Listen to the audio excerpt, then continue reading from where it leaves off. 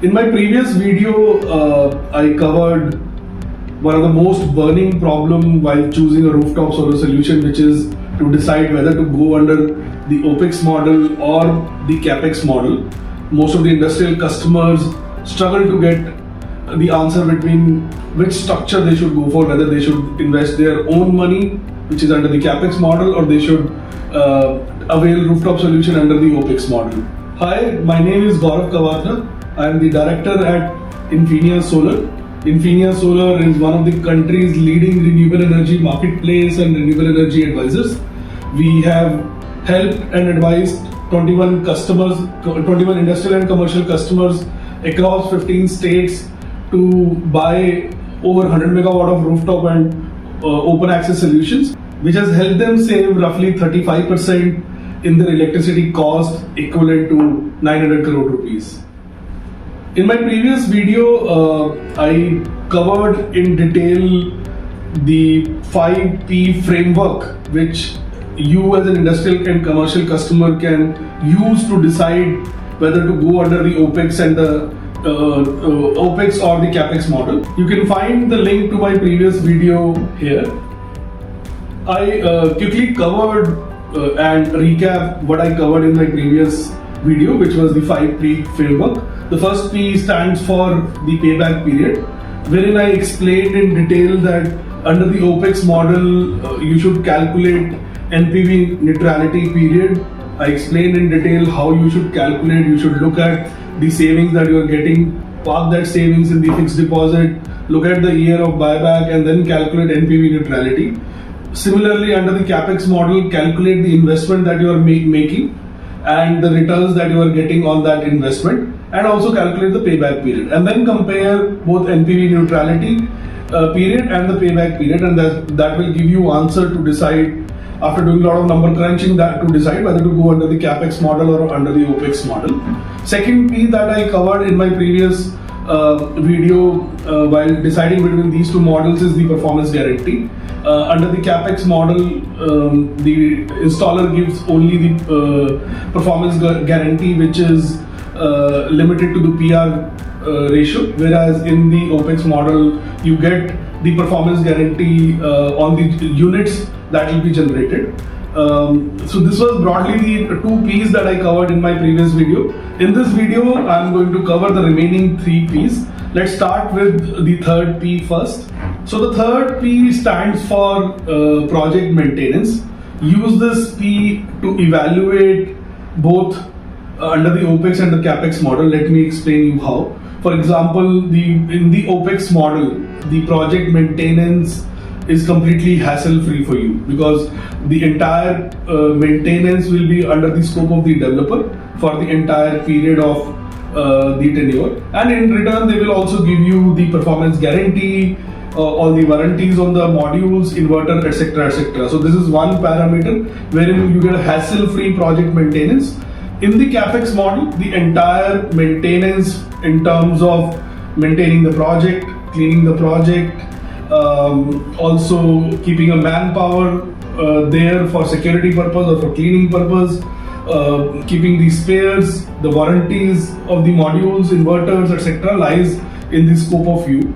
So you will have to invest into the project maintenance separately, other than the investment that you have done under the in the project. So in CAPEX, this is an additional expense for maintaining the project, because the project belongs to you. In the OPEX, you get the one tariff rate, so the maintenance is also hassle-free for you. And then also just wanted to mention that since it's in the OPEX, the turnaround time to correct any fault by developers are so quick, because they also have skin in the game, because it's their own project.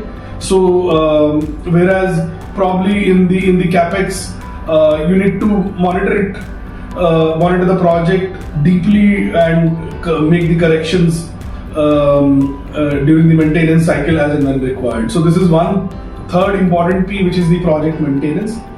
The fourth P, which stands for project quality, which you can use as a parameter to evaluate your decision to whether to go under the OPEX or CAPEX model is by looking at the project quality parameters. I remember when I met recently a CFO of an automotive company. It's a huge automotive two-wheeler company in India, having a huge market share. The CFO said, Gaurav, the best value, if you need to get best value from your vendor or from your supplier, always buy a long-term solution under the OPEX model.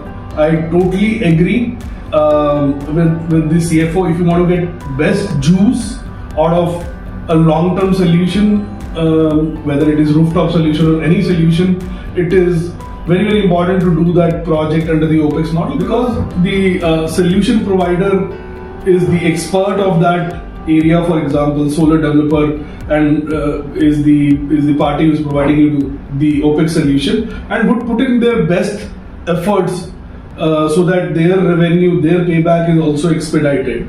So again, coming back to the project quality, so in the OPEX model, it is very, very imperative for the developer to ensure and deliver the best quality project, because their return is also linked to the same project from the project where you are expecting the savings.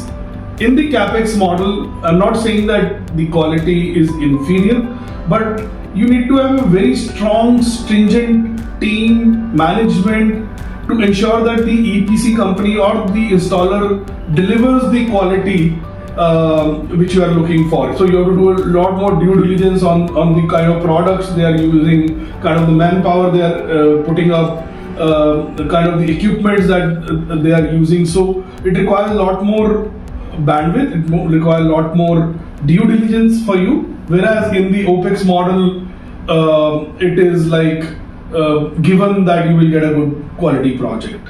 So the fifth P that you can use as a parameter, which is actually linked to third and fourth P as well, is the personnel bandwidth, which is the management bandwidth.